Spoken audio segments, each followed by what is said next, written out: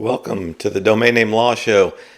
We do this every Tuesday, noon Pacific, 3 p.m. Eastern here on X, but we also stream it live on YouTube. Sometimes the audio works, sometimes it doesn't. You just have to check it out and see. First thing I like to do is welcome my co-hosts, Jeffrey Neuman and David Michaels. Hey, David, how's everything going today?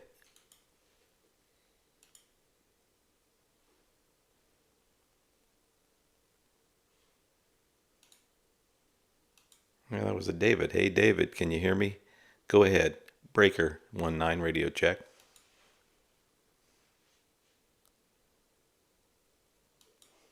Can't hear a thing. What about you, Jeff?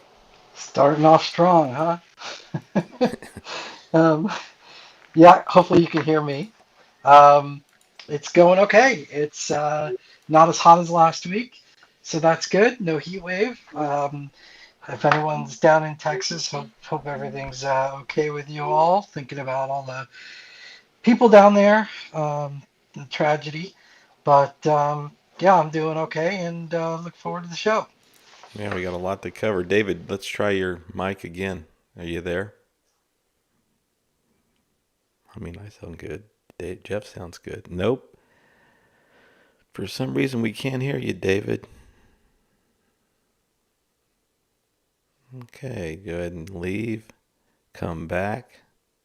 I don't know what that might solve it. Well, we're gonna be patient. First thing we wanted to start with today. If anybody want to check out our show outline, you can go to dnlshow.com/outline, and you can see what we're going to cover. Interesting, it was an article. Of course, we've heard about it because Jeff's working on the case, but DNW was talking about it, about this, GoDaddy clawed back some domain names, and there was a case against GoDaddy, and GoDaddy asked to dismiss really the entire case, but there were several several parts of the case that aren't dismissed. Really, a lot of moving parts. Jeff, I looked at the law, this recent uh, filing, and really there's a lot to it about jurisdiction and so on. I don't know why I'm talking about it because I want to ask you. So give us a little bit what you can, the background of the case, where it started, what GoDaddy requested to be dismissed, and then what happened the last time you were in Arizona working on this case. Yeah, so these cases do take a long period of time, and we're still at the pre-discovery phase, or at least were. Um, and so GoDaddy filed a motion to dismiss based on a couple different things. Um, the two most, the two biggest ones. One was personal jurisdiction over 123 Reg, which is a GoDaddy subsidiary that's based in um, the UK. And on that motion, GoDaddy succeeded. So the Arizona court does not have jurisdiction over the UK subsidiary, which I personally think it was a mistake, but of course, whatever. Um, the main claims really are against GoDaddy, GoDaddy Inc. and GoDaddy LLC. So a couple interesting things happened.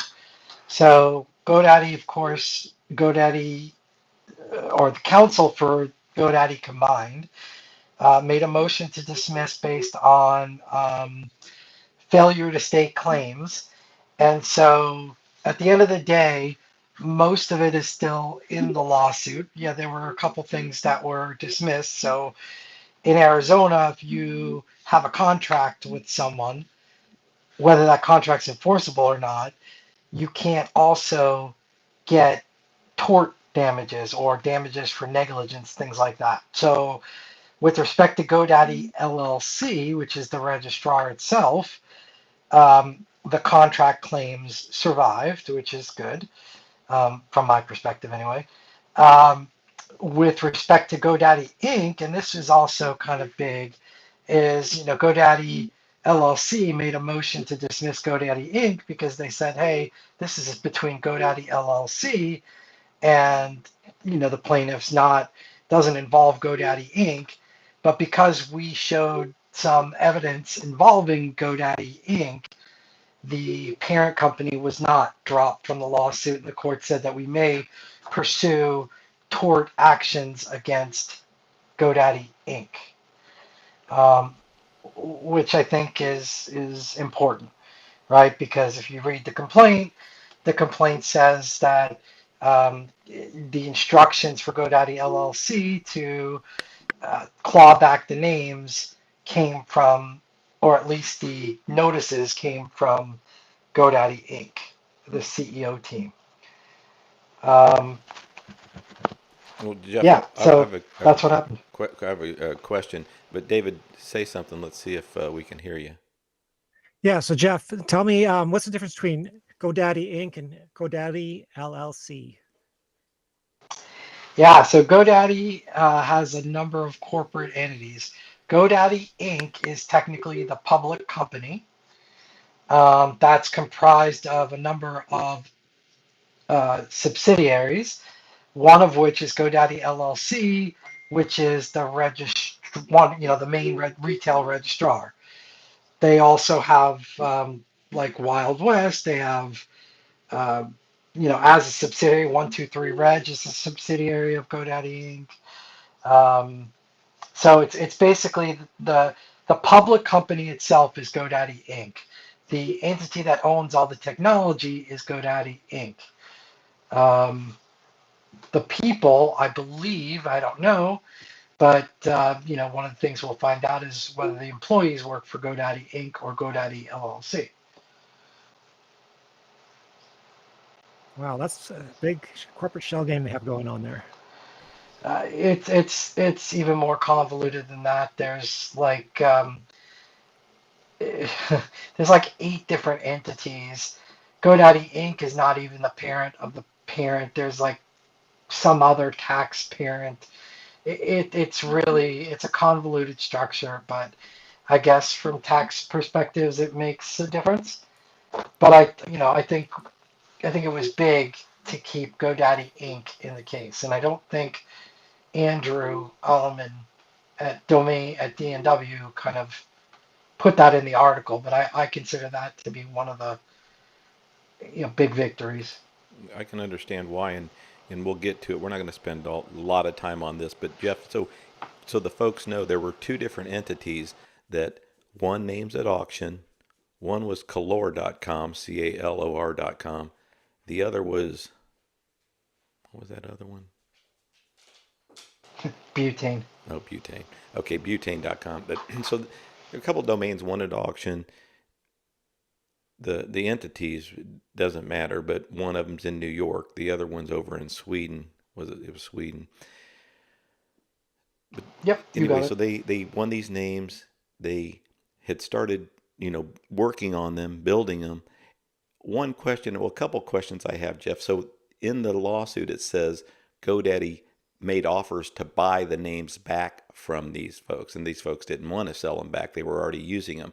But were the buyback prices that they were uh, offering much more than what they ended up giving them, and that was just some store credit and their refund? No, so GoDaddy, if you read the complaint, it says that GoDaddy contacted them a week before they eventually did the clawbacks and said that they had a client that was interested in acquiring the names and and they sent the note to both plaintiffs, of course, separately, because one didn't know about the other. Um, so it didn't identify what client or any kind of price. It just said, "Are you willing to sell your names?" Or something like that. The emails in the complaint, and both plaintiffs said, "No, we're using the names. There's no interest in selling." And then a week later, GoDaddy takes back the names for free. Essentially, takes them back. So no, there was never a price discussed or anything like that. But the judge, let's say that the judge saw that as not necessarily operating on the up and up. So Yeah. And okay, so they eventually were refunded. They didn't want it. They didn't want to be refunded. They wanted to keep the names. They were refunded, and they were offered some, I don't know, store credits or some tokens, to use. Very, Yeah. very small. It's in the complaint. It's a very small amount. What I think is the reason why I'm glad you made the point of keeping the public entity, basically the incorporated portion, basically both parties remain part of this lawsuit, GoDaddy Inc. and GoDaddy LLC, because they do try to use both, and that is they were saying because we're a registrar, we can do this.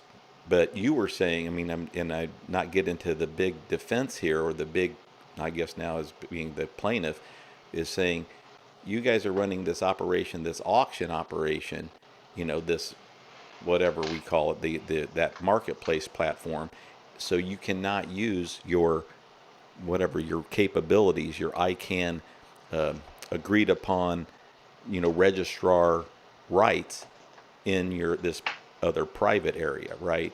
That's sort of part of it. Basically, GoDaddy's saying we're a registrar, so we can claw back stuff according to our, agreement with ICANN. But by them, Right. Well. So to be fair, what GoDaddy's arguing is that we have a provision in our contract that says that GoDaddy LLC may take back any name for any reason at their sole and exclusive discretion, including but not limited to any error made by GoDaddy LLC, any registrar or registry. And so one of the um, claims in the complaint is that, um, uh, you know, regardless of whether that provision's enforceable or not, right? Um, there may be an argument to say, if the error was committed by a registrar, then they had the right to take it back. But if it was committed by them as an auction provider, there may not be that right. And that's why it needs to go further in the lawsuit. I'm not saying, the court didn't rule on, whether we're right or wrong. It just at this stage says, was there uh, plausible claims made against the defendant by the plaintiffs? And if there was, and there are questions of fact, then it has to move on to the next phase.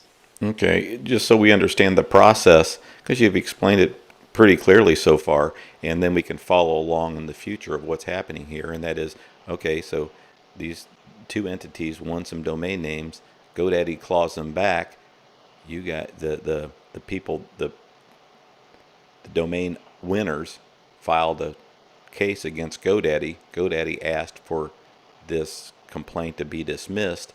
The judge ruled that there's a few pieces of it that can be dismissed, but the lawsuit can go forward, and GoDaddy Inc. and GoDaddy LLC will remain as defendants.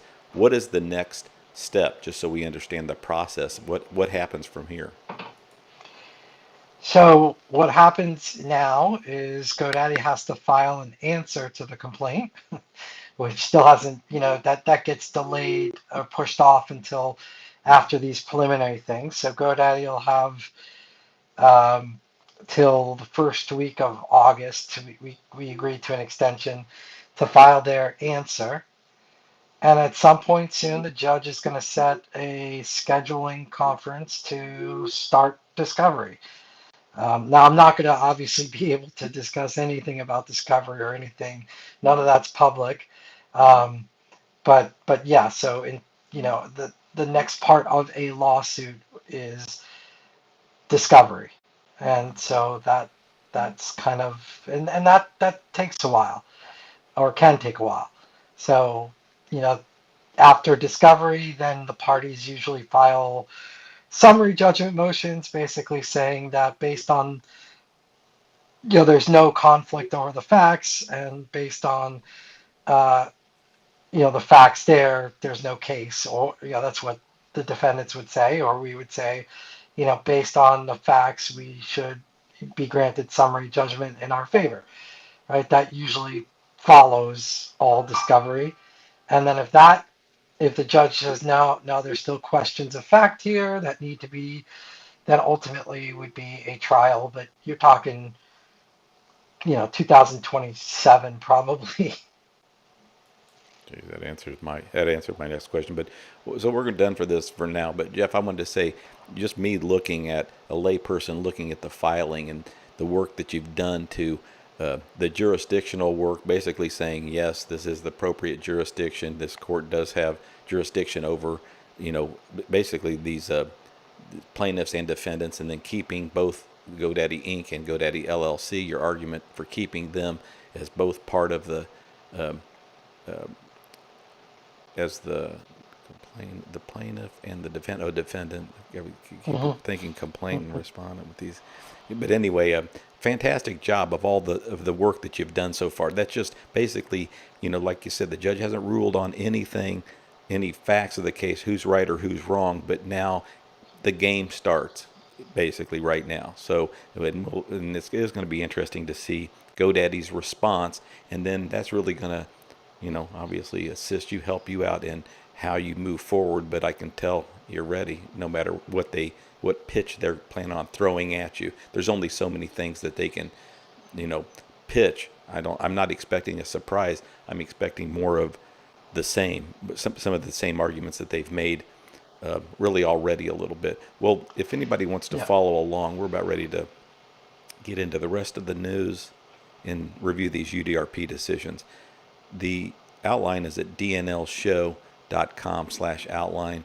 You see, we just went through. Jeff gives us an update on the lawsuit. I love saying that's B1. We're on B2. If you're a domainer, you think you're a domain expert, at Domain Name Wire, he's got, I don't know, it's like 10 questions. You can answer them. If you answer them right, you can win a prize. I don't know why I'm promoting it. I answered all of them right. I'm certain I'm in the running. I guess you can win a couple $100 from Dynadot. I forget what the prizes were. But anyway, I put a link on there if you want to, enter this contest. I just, Andrew's constantly hustling and doing stuff. So love sending people to DNW.com. And he's a good guy. He never comes in here and listens. I don't think he follows me, and I take it personal. But, he doesn't come in here. He likes domain name law so much. Fuck, come in here one day. He's in Seattle or wherever he's at. If you're listening on replay, Andrew, come in and you sit in the audience. And so I can see your face. Anyway, it's what time? It's the same for him. It's 12:18. Yeah, we should. We may want to invite him as a guest. Yeah, I will. To well, come this on next. I want to ask him about this next podcast. He did number 542. I like to give him. He seems like a real nice guy in person, and he is a real nice guy. But he's pretty fun to be around. I'm saying when at these ICA events, he's edgy and he's, he doesn't. He's pretty funny. Dry sense of humor, I guess you'd call it too. But I think he's interesting that he's decided to keep doing DNW because, what is it? I mean, domain space, Anyway, if you just should turn it to Entertainment Tonight. Before I get into his podcast, number 542, he just released, Brand Enforcement Tactics, because I really couldn't get a lot out of it, and I listened to it, and maybe it's just me, but before I get to that, I wanted to say, so I'm at the grocery store, and it says 79 cents a pound for a watermelon. Well, I'm not even thinking clearly, right? I'm in a rush. Anyway, so I get this watermelon. It's 19 pounds. Cost me $15 for a watermelon. What? That's unfucking believable. Anyway, even at 49 cents a pound, it would have been $8. Of course, most of the time you can find them $4.99. I know my mom tells me, I just got one for $4.99. $5.99, $6.99, $7. So don't buy it by the pound. It's unbelievable, watermelon for $15. Okay, getting to this latest podcast. That must have really bothered you for you to bring up. It stuck with you, huh? It's really hard to believe, though, huh? Because, I eat it just like blackberries. I didn't realize, I eat $20 worth of blackberries Well, is a day. that seedless watermelon or with seeds? Of course, it's seedless, I guess. Yeah, it was. Okay, so I don't know if you guys saw this, but so Andrew Alleman did this podcast, released it yesterday. Um, Click on it and take a look at these people, the people's names that are there. Okay, the company Lex Synergy, right? Daniel Greenberg, CEO. And interesting, I think Daniel was on Andrew's show, like his 8th podcast. And I just said this is podcast 500 and something. So this guy was on the podcast way back in 2015 because he started DNW in 2005. 10 years later, I think he started this podcast. But the point is, so this guy was early on. I don't know what Lex Synergy is. Now I went to the website, so I got an idea of what it is. But him and Robert White, head of online brand protection for the company, joined him to discuss how brands take enforcement actions. And basically, they were saying UDRP should be sort of a last resort for brand holders. They talked about other things that they did. I really couldn't quite understand it. I was thinking they were going to do these, these DMCA takedowns. I thought that's what they were going to talk about. The other takedowns, I really wasn't clear on. So when I ask each of you, have you ever heard of Lex Synergy, that company, and what are I don't know, maybe you didn't listen to it, but what are the other ways to take back a website? I guess it's ADRs, take back a website prior, before a UDRP or a lawsuit. Yeah, so Lex Synergy is a smaller UK. They're a corporate registrar, so a lot like Mark Monitor, CSC, Cum Laude, and so they also cater towards the larger brands. So they maintain their portfolios and they sell SSL certificates. I think they have relationships with law firms, um, and then they do things like uh, domain acquisition. So they're kind of they'll go in there undercover, if you will, to broker sales for their clients, or purchases for their clients. They um, they do domain audits, which a lot of the corporate registrars do. Again, it's all about maintaining the brand portfolio of domain names, what names they need to have, what names they can get rid of. Um, and as far as takedowns, yeah, they'll do the DMCA stuff, but they'll also look for abuse, domain name abuse, like phishing, farming, malware, stuff like that, and um, they'll try to make complaints to the other registrars to take it down pursuant to the new domain abuse amendments. They will contact like Google for search results. If, for example, these infringers are showing up in search results, because that's again sort of part of the notice and takedown. So each of the, whether it's Meta or it's Facebook or it's X or eBay or wherever, they all have their uh, processes for quote taking down URLs. They mean different things, right? You take it out of Google, you just ban it from showing up in searches, but the domain still exists. The only way to take down the domain itself is through the registrar. The ISP can cut off hosting, but the hosting can always be changed to another ISP.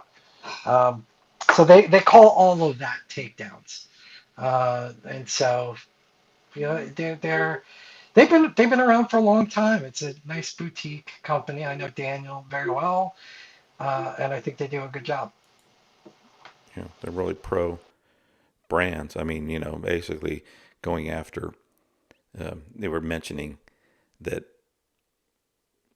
I guess we were talking about the different service providers, WIPO, Forum, the one over in Serbia or the Czech, whatever, the Czech Forum, and they were talking about maybe it was in the UK, but David, I thought you would like this. That they mentioned, yeah, there's something where if, say a domain owner has had 3 negative UDRP decisions against them in a certain time period, that they can bring this up as the complainant in a procedure. I don't know if they're not talking just about UDRPs, but these ADRs, which ADR stands for what, Jeff? Something dispute resolution. What is A? The A? Alternate dispute resolution. I forget that's the easiest one too.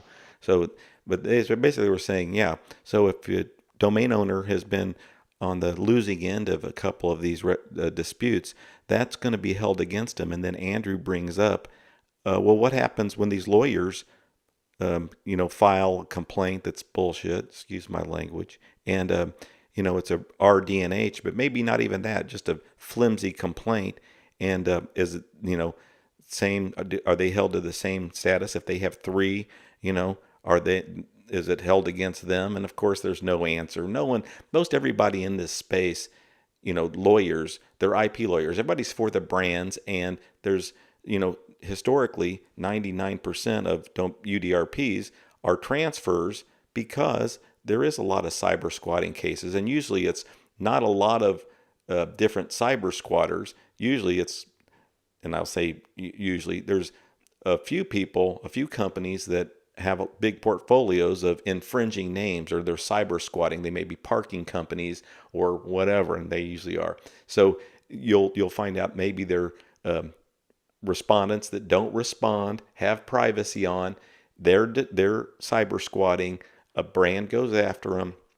They don't answer, and the name's transferred, and we all understand that's cyber squatting. That's exactly what we're glad that there's the UDRP for these brands, but not, we're talking about that small percentage of, which ends up being hundreds of names that are owned by domain investors, that brands still think, listen, you're one of the cyber squatters, so we just come in and get you. I guess what I'm getting at is this company, Lex Energy, is obviously, on behalf of the brands, and, they don't have a lot of sympathy, sound like, for domain name owners, but maybe I got it wrong. I listened to the whole, podcast, but it seemed to me like, yeah, we protect brands because domain investors are just out there, squatting. David, any comments after my whatever it was?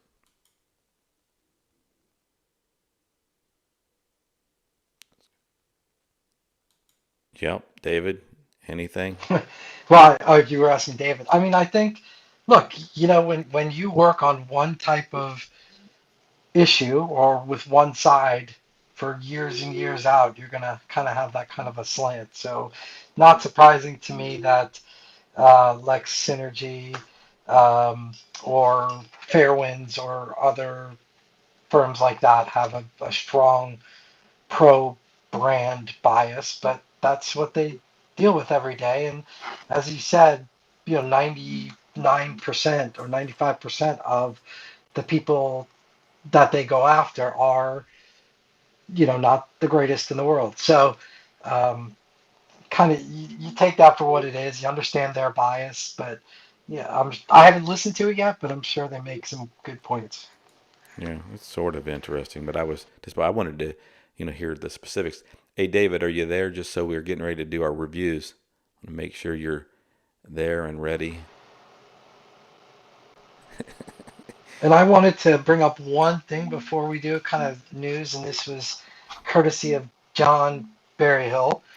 There was a case that came down from the CIIDRC,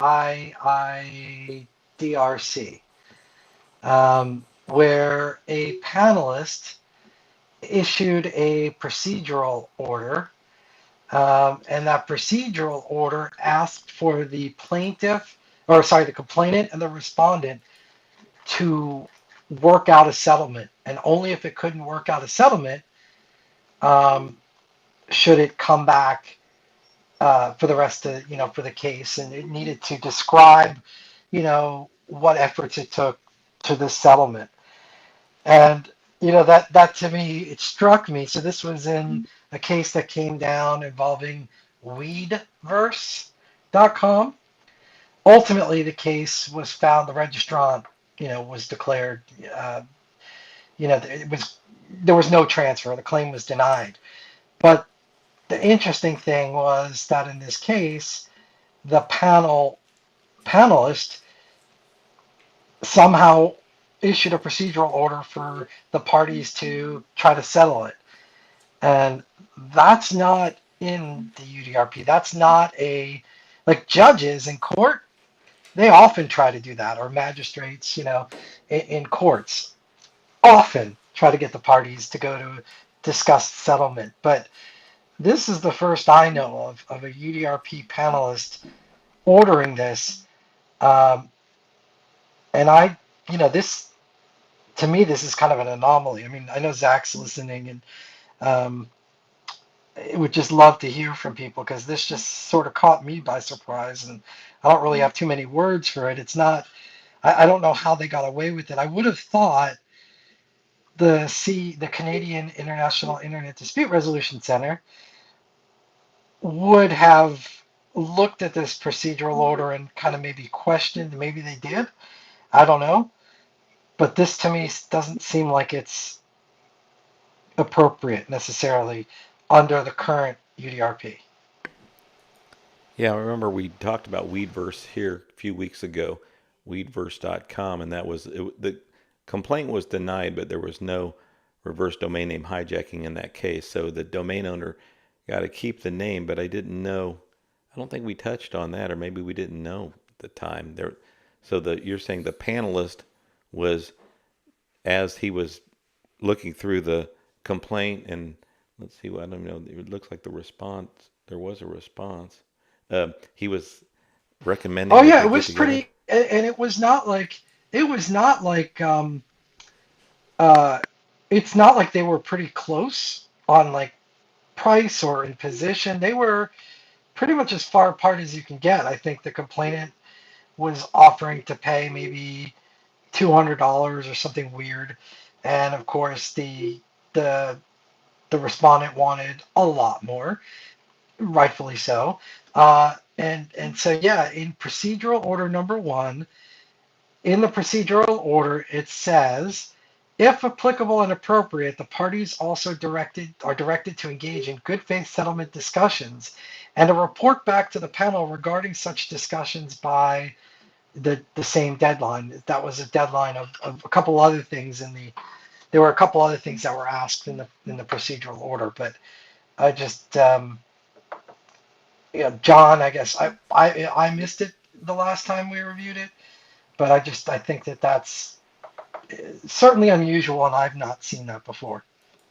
Yeah, I got a few things to say. We're going to get to our reviews. Come in, David. Radio check. Are you there? David Michaels. It's unbelievable. Hey, David. I hope everything's okay. All right, David. I don't know what's going on. I mean, of course, Jeff and I can take it from here. All right, well, David, come off mute anytime just so I can see if it's working, if you can hear. But anyway, I wanted to say 2 things. John Berryhill's going to be joining me on a panel and in the mock trial that we're going to have at NamesCon. So if you go to namescon.com and click on the agenda, you'll see they just added John's picture to both of the panels that he's going to be on, because he wasn't included there for a while. You can check it out. It's a great picture of him. I'm joking there. It's okay picture. But look forward. We know we're going to have some laughs there.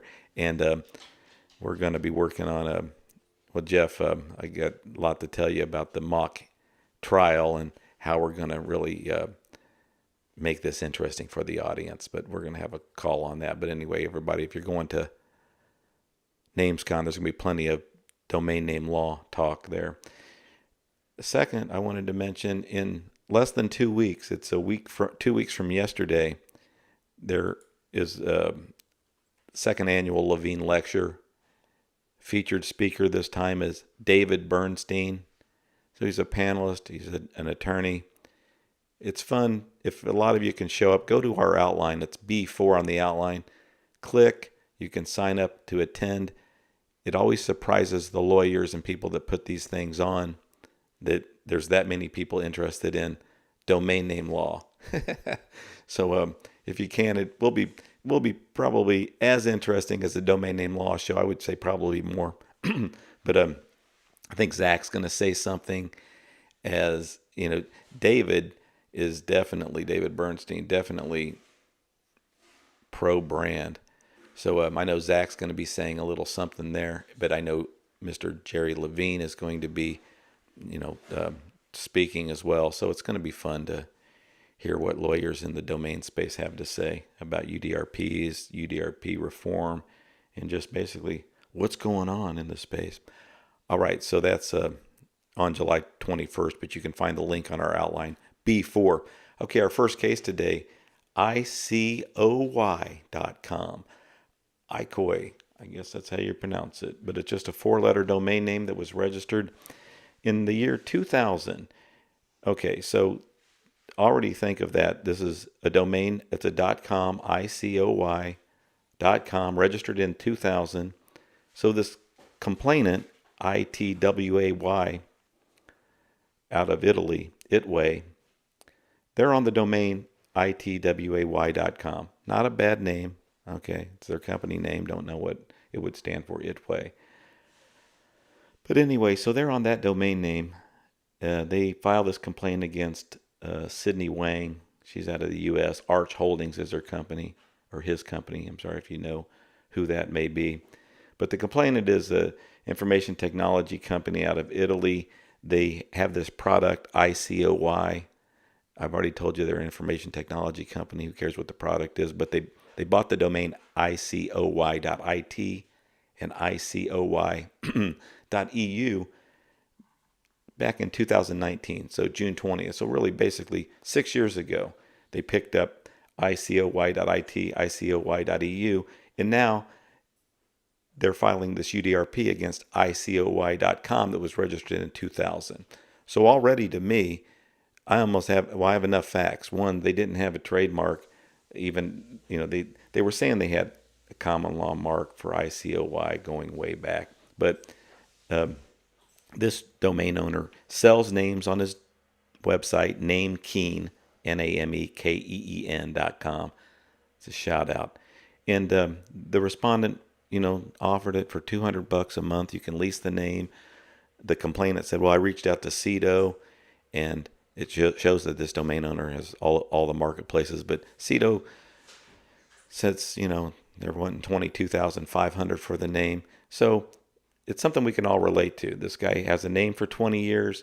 He offers it on his own marketplace. He has it available at, through the different channels, probably through Afternic as well. I didn't even look there, but through CEDO is where a complainant, found it and said, of course they were upset. This is excessive, $22,500. So the complainant said, basically in their argument, the respondent's passively holding this name and they're providing false contact information, which I don't know if they meant there was really false contact or it was private, but really makes a really flimsy argument.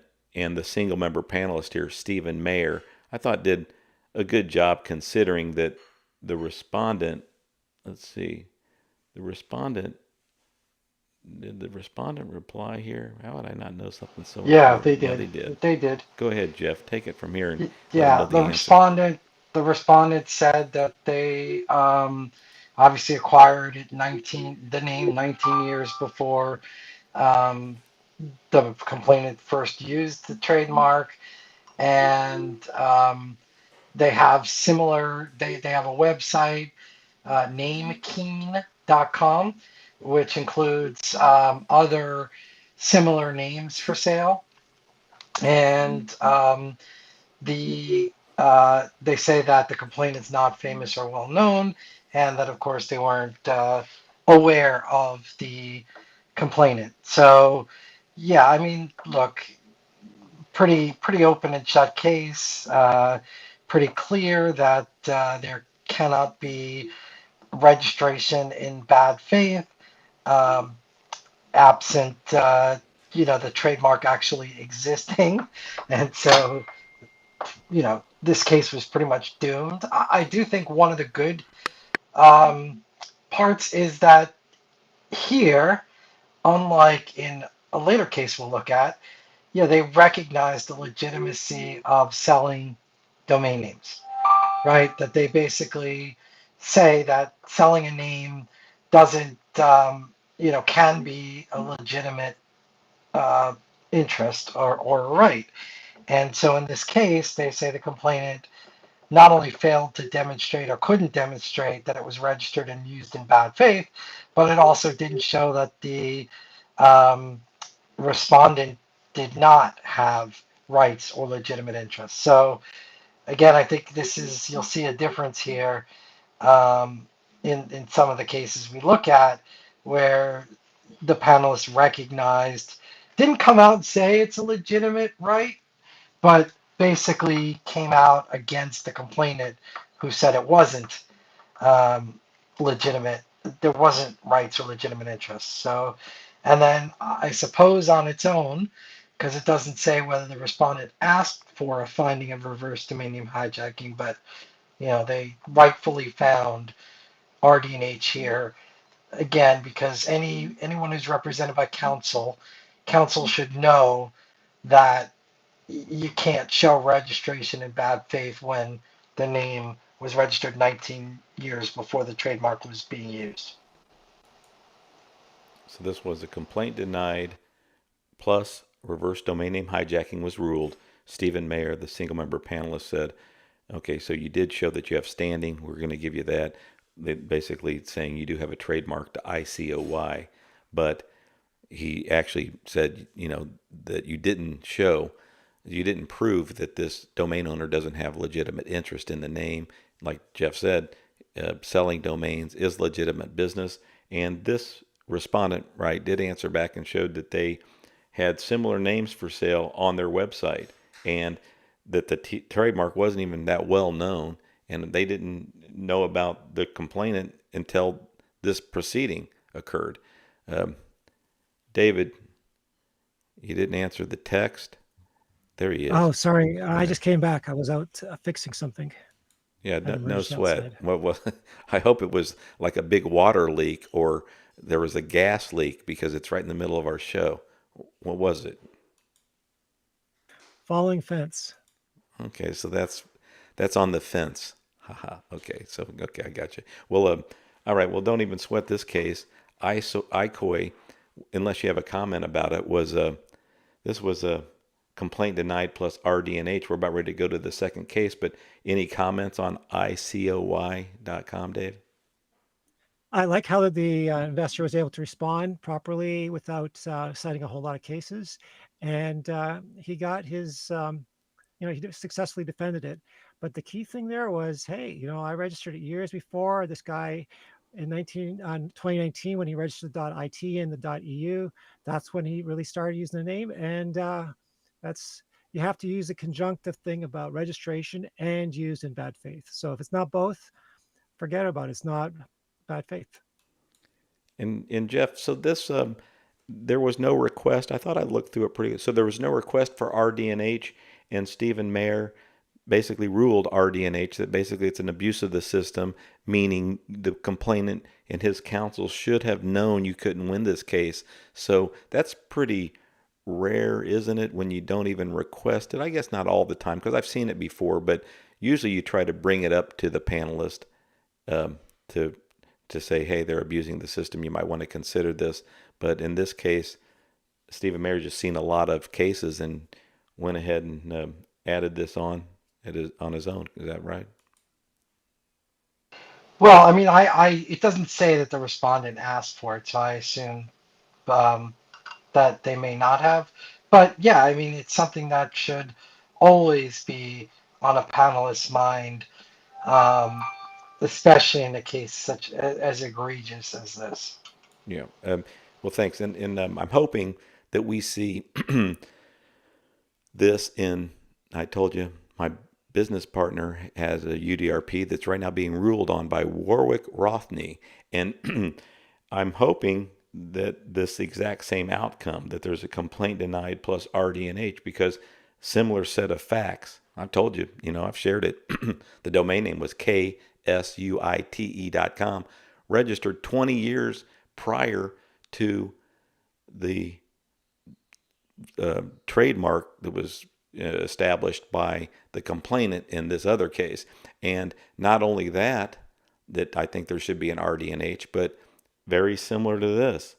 The person had a chance to buy the name, and the person had a chance to buy the name that I'm speaking of, the K-Suite name, for low four figures to mid four figures, and decided to pass it up, don't have rights to it anyway, and then filed a UDRP to get the name. So those are two things that I certainly think qualify for a reverse domain name hijacking, that there's no way that the domain owner could have known of a trademark because the domain registration preceded it by 20 years.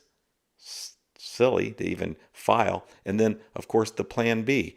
You didn't buy it. You inquired about buying it, but you didn't want to spend any money to buy it. So you just decided to go this route, the plan B route, and that is to try to take it through this type of proceeding. So I'm really looking forward to single member panel with this exact same outcome. In our case, it should be coming up, should be ruled on, I guess, any time. But I did hear that WIPO and maybe the forum are really basically are issuing some decisions, but they're not being published for like a few weeks because they're, I don't know if it's a backlog or whatever. But have you heard anything about that, Jeff? That there's a backlog in cases being published, or? Well, certainly WIPO they get backlogged a little bit. I've not heard that about the forum because usually if I write a decision for the forum, it's usually published that day or the next day. But WIPO takes a little bit of time. Okay, this next case, hope you guys are ready. This one, the respondent, the domain owner, did not reply. I thought if he replied, there's reasonable defense here. But even without a reply, I think, did the single member panelist, Scott Blackmer, did he, just take what the complainant said and without, doing any investigating to make sure at least his claims were proved, were truthful? Because in this case, it's parkingspotclub.com is the domain name. Parkingspotclub.com. I immediately, when I see a name like that, and it was just registered in the end of 2024 for only 6 months, but when I see a name like that, I'm thinking, well, certainly if somebody was, had an app about parking spots, there's a lot of them out there about parking, and I'm sure, interesting. I know David has some interesting information about the trademark here, but I'll just give a brief and then I'm going to throw it to David. And that is, so this domain name, parkingspotclub.com, was registered 6 months ago. And the plaintiff in this case, TPS Parking Management, a U.S. company, filed this against Pedro Santa Cruz out of Florida. Well, this complainant was organized quite a long time ago. So it has been around since 1998. It's Delaware LLC, but it's operates out of Chicago. But the point is the complainant here operates long-term airport parking lots and associated shuttle services. They're the ones that decided to go after this name because they offer a rewards program called The Spot Club. Okay, and they operate on the domain theparkingspot.com. So they're pretty much thinking we operate on theparkingspot.com. We have a The Spot Club, and we registered our domain way back in 1999, so we believe anything similar like Parking Spot Club that we have rights to. And I'll get into, there was no response by the domain owner here, but there are some interesting facts about the trademark. David, what can you share about this case and the complainant here? So I can tell you that airport parking is a really huge business. One of the more famous trademark cases is Park and Fly. That was from the early 90s. That was before domains were a thing. And I forget the outcome of that, but the question was, it's like a merely descriptive trademark. And, it was there confusion. I forget who the other party was. But in this case, it's a lot simpler. The parking spot is a trademark that was originally registered in 1999 by TPS, and it was put on the supplemental register because it's merely descriptive. And then they did design mark with like yellow polka dots around it, sorry, yellow background and black polka dots. And then you have word mark after that in 2005 with the principal register, and all they had to do is say, yeah, we've been using it for more than 5 years, take our word for it. Our mark is distinctive now, and that's a problem. And so now they're asserting this mark and another mark against a domain name that's not an exact match. The domain name is parkingspotclub.com, so it's not the parking spot club, it's just parking spot club. And you know what, parking spots is totally generic, and having a club about parking spots in Florida is probably normal because that's where this registrant is based. So I think that this decision was wrongly decided just on that basis alone. You should not be able to assert weak merely descriptive trademarks against a different domain name. That's not even an exact match because the entire mark is not in the domain name. The word "the" is missing, as if "the" is distinctive. What do you think, Jeff? Well, I mean, I looked at Google search results and I did some kind of search, and really this TPS is the only entity that really comes up for the non even well sponsored and unsponsored results. Um, they all refer in some way to this parking spot club. Um, I don't know. I'm not as bothered by this one as you are, um, because I think taking the word parking spot, yeah, if it was just parking spot, that would be one thing, but parking spot club, now you get into something that's kind of more unique. So I'm not as bothered by this one, especially looking at other things that are out there right now. Yeah, so this case was a transfer. The domain owner lost the domain name, but it was primarily because they didn't respond. The panelist here, Scott Blackmer, said not responding reinforces the inference of a bad faith registration. It doesn't prove it. He's just saying it infers that it's a bad faith registration because if this domain owner would have come and said, here's why I registered Parking Spot Club. Maybe, I know they're famous. Even they do operate in Florida. It's a national, basically international company, The Parking Spot. And Jeff's right. The Parking Spot has a club called The Spot Club. So if you really look at theparkingspot.com and their club, The Spot Club, and then you take a look at the domain Parking Spot Club, you really can see the connection. And that's why, as a respondent, what you would do is you would come in there and say, I understand, but these are all generic words. My intention was to do this. Maybe here's my actions that I've taken towards doing this. That really goes a long way to a panelist saying, here's some things behind the scenes that this complainant doesn't know, that I've inquired about, that I've partnered with other parking companies, and I've operated other clubs, or bottom line is there is a defense here, but this is a classic example of, as a domain owner, you need to answer, and you don't need to necessarily say, I've never heard of them. You could say, I've heard of them, but they're using the most generic, parking spot club. Anybody that has an app that offers parking spot information, or parking spot availability, anybody that's part of that app can be considered, that uses that app could be considered part of that club. So you'd have to have a defense, have a response, and I think there is something there. So I think, David, you're right that, the decision, and not that the decision's wrong, but there you could have, we don't know all the information that was given on the complaint side. We know there was nothing the respondent responded with.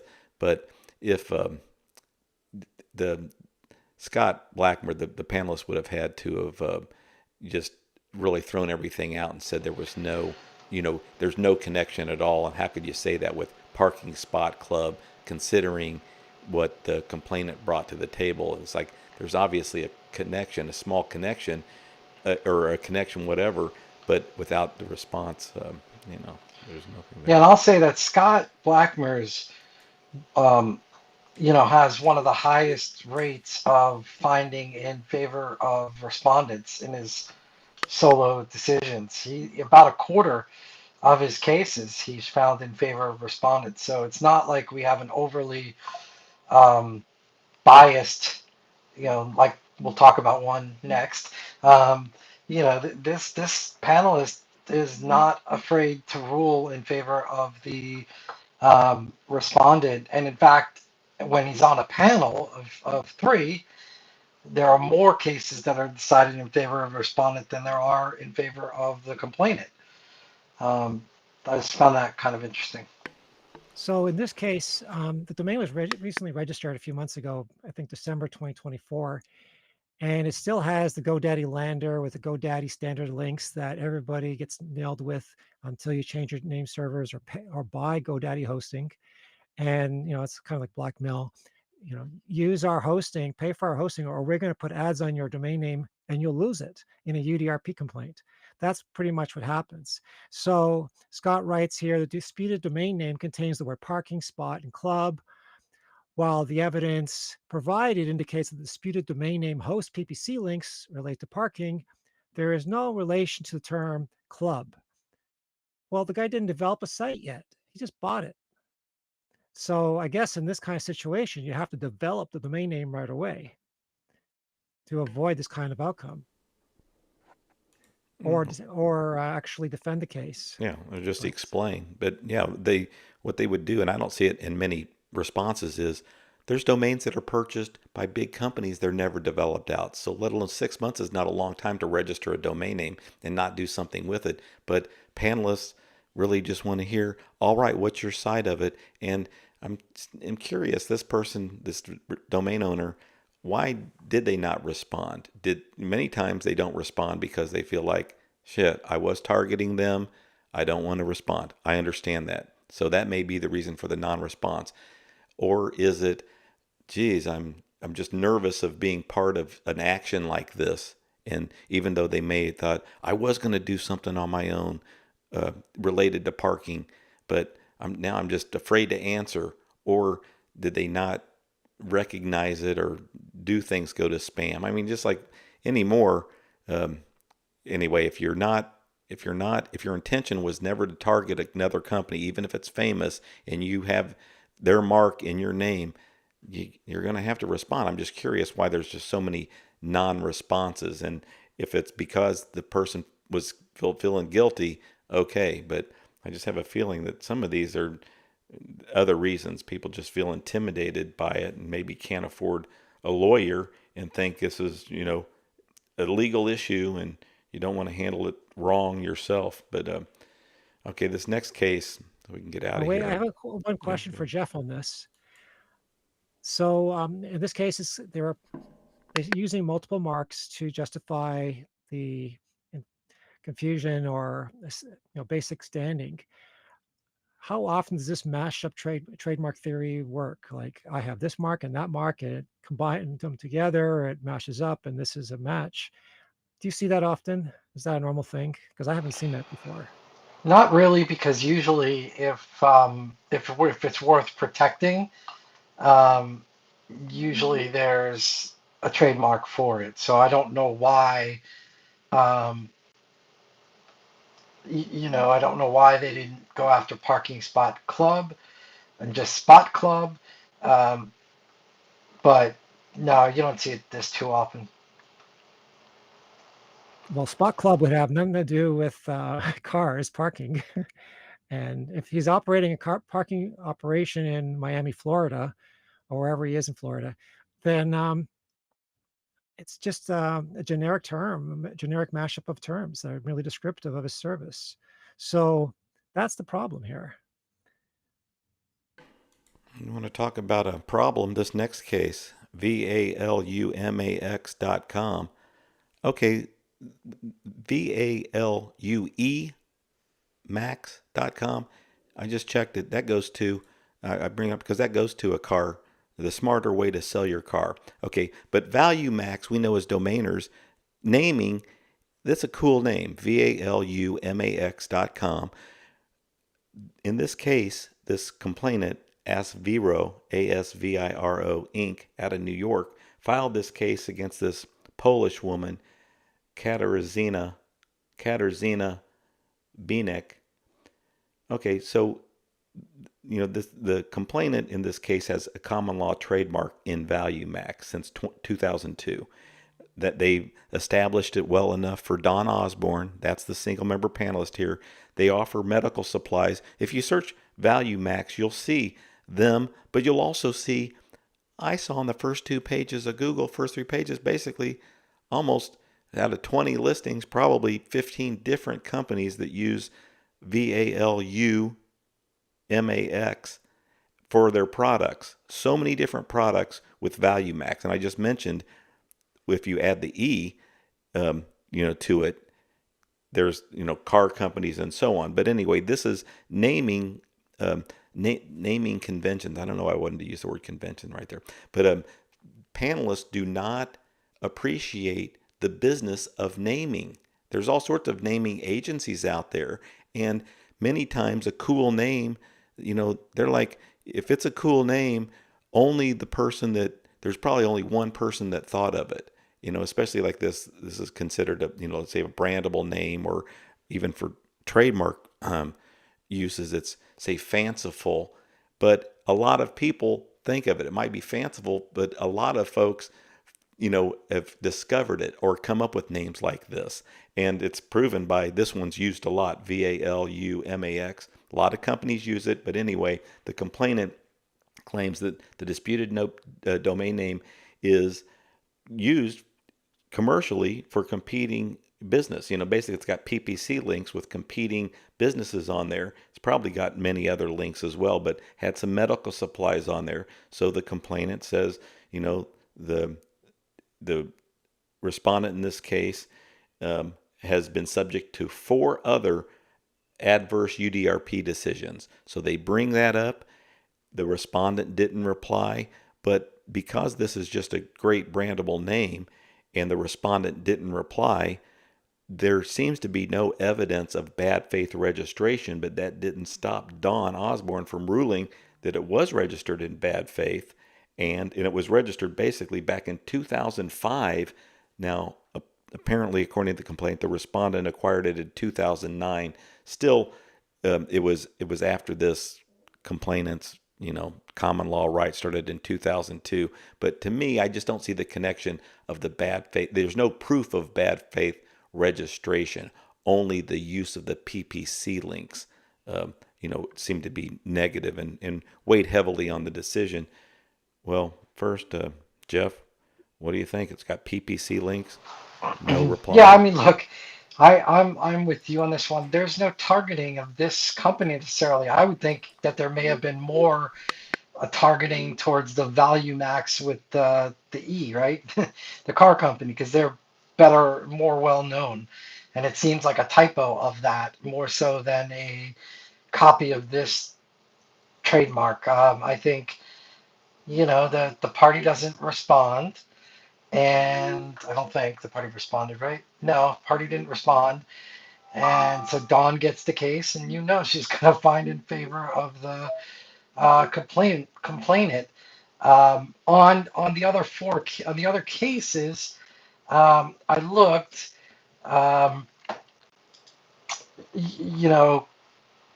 let's see that the ones that were transferred, you have www.chubb.com, so it's basically Chubb's main site.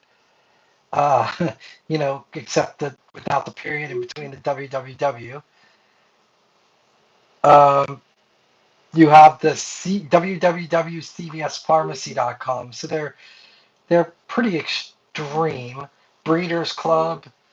The only ones that were, but she did have some claims denied too. She had claims denied for UOB.com and mudpuppies.com and woofstock.com. Those complaints were denied. So she had just as many. Wait, 1, 2, 3, 4, 1, 2. Yeah, she had just as many claims that were denied as were transferred. Yet the fact that she had 4 names that were transferred, that's held against her. Well, It's crazy. in this case, Don issued a order asking for supplemental order asking for information about proof of common law ownership, because the applicant didn't actually have a registration and had only recently applied for a trademark application in the USPTO in April this year.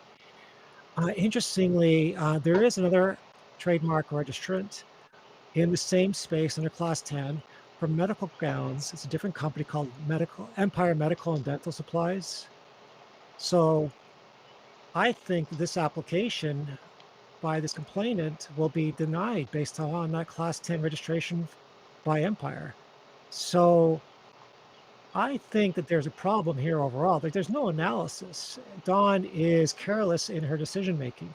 There are so many trademark owners using the term value max, exact match around the world, including the US. There's at least 5 of them. So there's a whole lot. She is very careless. Like, whatever her denial rate is, we know it's very high. It's like over 99%. But the point is, she doesn't care about the details. And that's the problem. That's why she needs to go. You mean her transfer rate is 99%. She hardly ever denies these complaints, and there's a few, but she basically makes you answer. Now, Jeff's right. I looked at, so this domain owner did own several other cases. UOB, what a great name, 3-letter. That was back in 2007, though. They won that complaint, and the other one was in 2006, the Wolf stock. What really was held against them, and I also see they lost Loctite, and what a big company that was. That was back in 2010.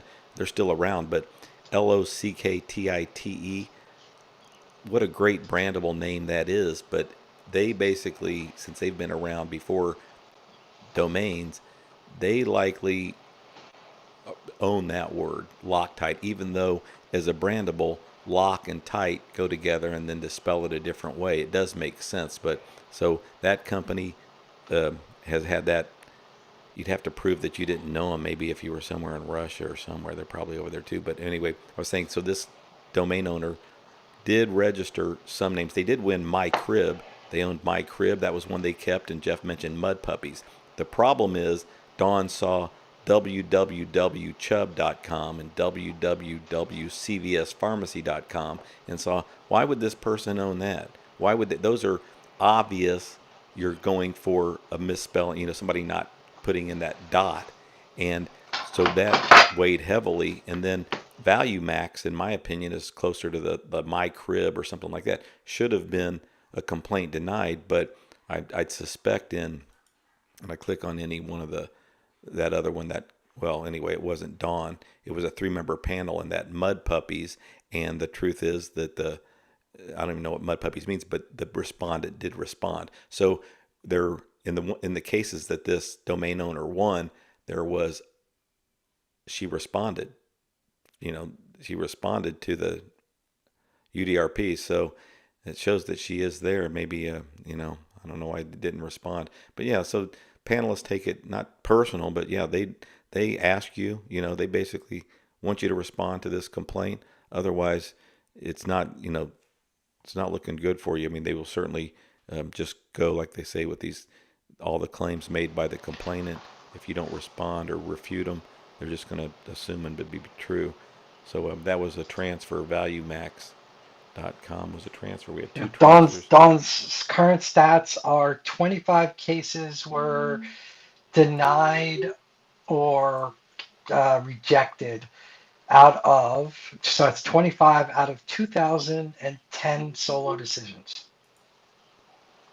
So that's about 1%, 1.5%. or something. 1.2. Yeah. Okay, so right there. I mean, and geez, so she just does a lot of cases, but she gets them, and we wonder when she gets them. And what I mean is that she knows there's a no reply because they wait until there's a reply before they uh, assign a panelist.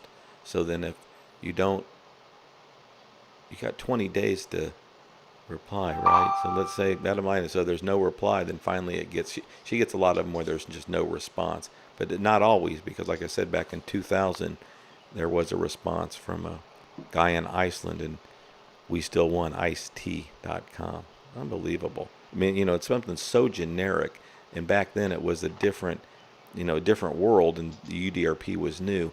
But if there wasn't, you'd have to really have a clear cut case of cyber squatting. I mean, targeting to take away a domain, ICET. But anyway, that was Dawn. That was my relationship with her. She helped me out, won the name for Ice T. So I was happy back then. Now as I've grown and I looked, I realized, geez, did I get the right panelist in that case? So did Ice. He's still on IceT.com. He wouldn't have got that baby with hardly, I mean, you don't know with anybody else. All right, we appreciate everybody being here. On Thursday, Josh Reason and I have a room. Josh is traveling around the world, really just visiting family in the UK, enjoying life. But he said he's going to be there on Thursday. We got a ton of stuff to talk about domain investing. Obviously, some recent sales, but we're going to talk about a lot of activity here on X, and really just domain investing, like we always do. Domain investing strategies, techniques.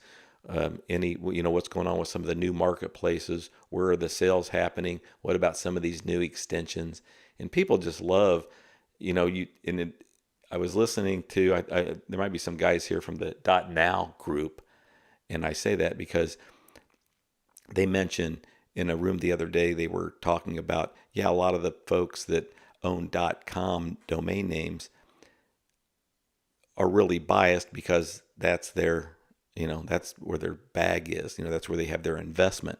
And a lot of .com maxis, if you will, always say, oh, they bought a .ai, they bought a .io, they bought a .now or a .bot or whatever. They're eventually going to come to the .com. Even, and I don't think .orgs do that very much. Many times they just stay on the .org. And many times companies will just stay on that alternative. But if they can get the .com, if it is available, they hate to see the .com on a parked page. It's one thing if you're trying to get help.com and you see it's developed out and you're never going to get it, and then you're on help.org. Fantastic. You don't even have in your mind that you want to get the .com unless the person on the .com goes out of business. But it is frustrating when you're on a .io and the .com is there, and it's like they want 150,000 or 2 million, and you're thinking, geez, I wish, it is available. It's just going nowhere. We would like to have it.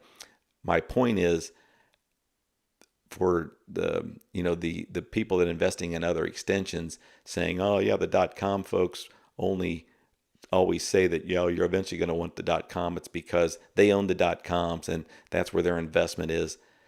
Well, the truth is, a lot of the people on these other extensions, they're starting to invest in some of these new GTLDs, and you can't help but you just want to wish for its success. And of course you do. You start investing in a lot of, whether it's .now or .tech or .dev. And if you have a, substantial investment in some of those extensions, you're of course trying to make a case for it. Just like, the guys try to make a case for why they're eventually going to come to the .com.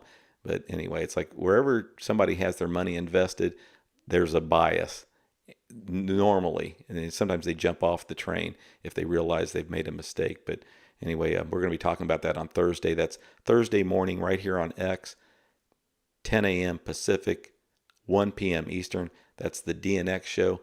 And of course, we'll be back here next Tuesday for the Domain Name Law Show. That's every Tuesday. Join us next Tuesday if you will. Oh, one last thing, I'm sure no one's going to take me up on it, but if you have a comment or a domain name law question, raise your hand. Anybody want to make a comment or have a question about domain name law? I guess I should have said it earlier, but I want to give people a chance.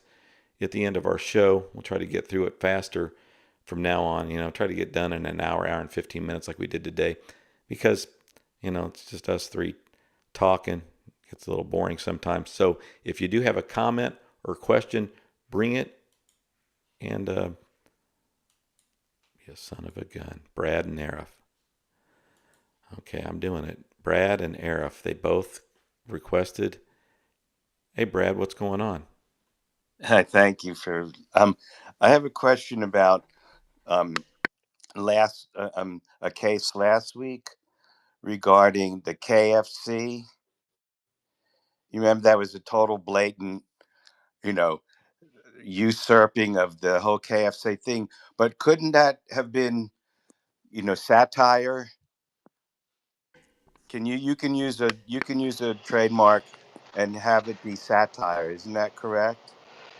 You can have a parody site, um, but there's really kind of strict guidelines for it, right? It's got to truly be non-commercial.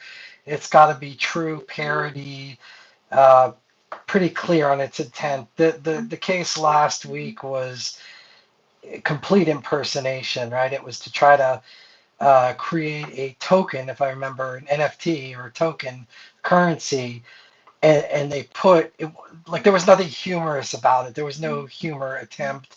It was not sarcastic. It was clearly trying to build off the um, goodwill and reputation, right? In the About Us, all it had was the Kentucky Fried Chicken stuff, right? And it wasn't like it was comedic or satired or like, National Lampoon or it. So yes, technically you can have a satirical parody site. It's just most people, when they claim it, aren't really using it for that purpose. Well, thank you, Jeff. But I recall you were laughing. There was a couple of things in that site that were so absurd they were humorous. Do you recall that, or how do Well, you I do was you? laughing at how blatant they were just using the IP to make it look like this was really Kentucky Fried Chicken. And, I being, sophisticated, would know that this is not the real Kentucky Fried Chicken. But, there are plenty of other people that have no idea and might associate this with KFC because, after all, it's got all the official logos on it. It's got the official history. It's got Colonel Sanders on it. Again, there was nothing outwardly that said this is a parody site or intended to be a joke or anything like that. There was none of that kind of disclaimer. And usually with parody sites, you'll see that kind of disclaimer. And Well, Brad, you, thank you. you are onto something though. And Jeff mentioned it. So you can have a parody site, and they could have said this coin is a parody, and then they would say, "Here's how we're parodying the actual brand, and here's some funny things we think are funny, and here's why we did it." But they didn't do that. They ended up saying in their response that this also stands for Keen Future Capital. They basically should have just stuck with the story. This is parody. This coin is parody, and we're using this domain name to, promote this coin that we're not trying to say we're related to them at Yeah, all. But they just didn't. They just didn't do right. that. That's Yeah. thank you. That's true.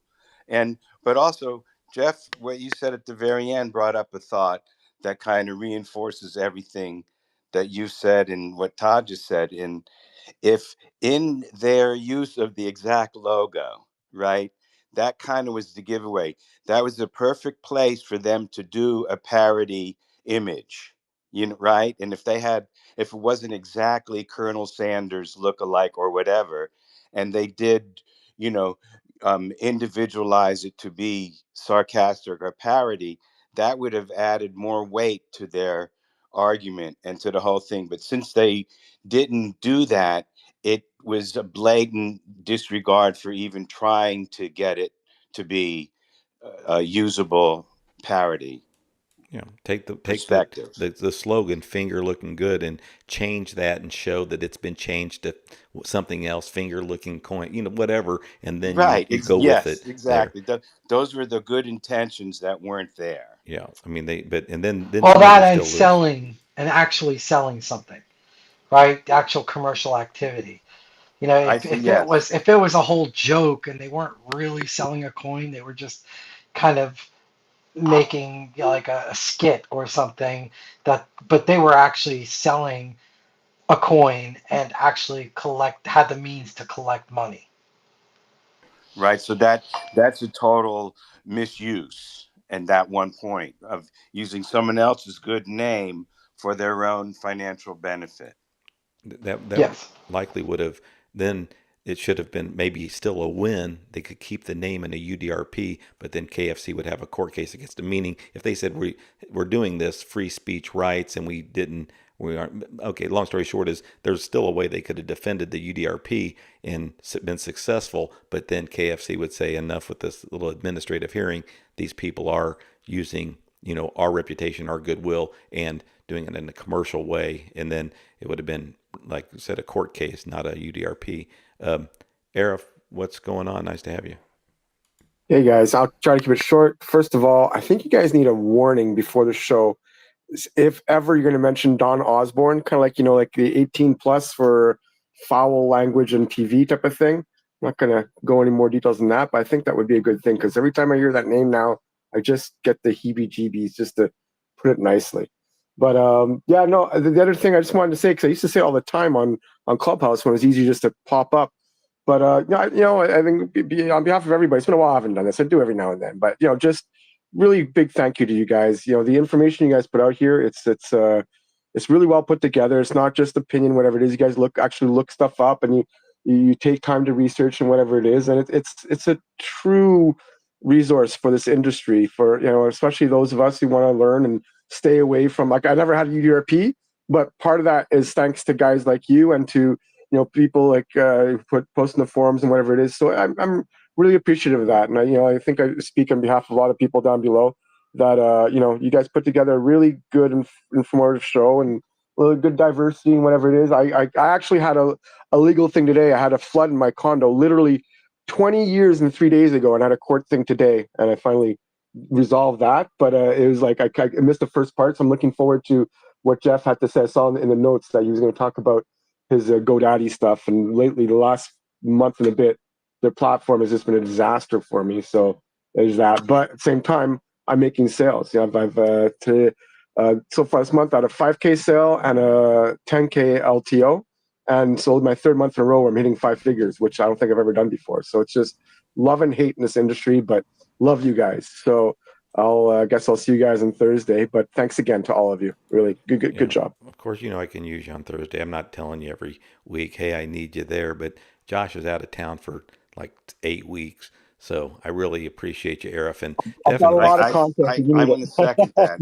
and Arif is right on. I want to second that for all the domain people who really are, into it as for a serious, commitment to owning what they perceive they have. You can't do it without David Michaels and Jeff Neuman and Todd. And congratulations, Arif. Yeah, and let me say, so some weeks are better than others, of course. We're going to do a better job just because of the words that you guys just gave. And I see a couple emojis of hearts and thumbs up that we will here on the Domain Name Law Show have a solid outline, some good legal stories. I'll make sure that we improve. Okay, so we're going to get better over time, of course, on behalf of Jeff and David. I thank you guys, but I got to thank Jeff and David. But I'm going to make sure we got solid outline that I give to the guys even sooner than I do, so we can all really be prepared and get through this thing, because some weeks it is shoddier than others. I mean, I'm less prepared, but always trying to give at least something. So I really appreciate anybody showing up. So we're going to improve the show. And then Arif, so I'll see you Thursday, and it's fucking big. Listen, you've been growing your portfolio from 1,000, 1,500 names up to 3,000, between 3,000 and 4,000 now. I was thinking now this is when the rubber meets the road. This is when the stuff hits the fan, meaning now, you're like a lot of folks, you've made money, you've been successful and profitable at domain investing. You grow the portfolio to maintain it and to really continue with sales, not just sink your money back in. Because even on the big end, we were talking about, and we'll talk about it Thursday, from Braden sinking a lot of his big earnings that he's made, big sales this past year, big ones. He said he's sinking most all of it back into domain names. Well, that really, it's not an easy thing to do, because one, you got to still find good names at the right prices. So you building your portfolio up to over 3,000 names, you really needed to have some sales, meaning this isn't for fun. You can't have those sales that you had, the number of sales you had when you had just 1,000 names.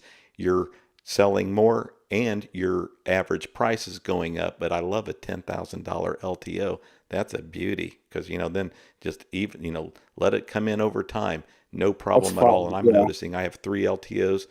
Everyone from big to small, they all continue to pay. I'm not even knocking on wood, but yeah. So we'll talk more just about what you're doing pricing wise that you think is lending to your success, because we all need some sales. So that's Thursday.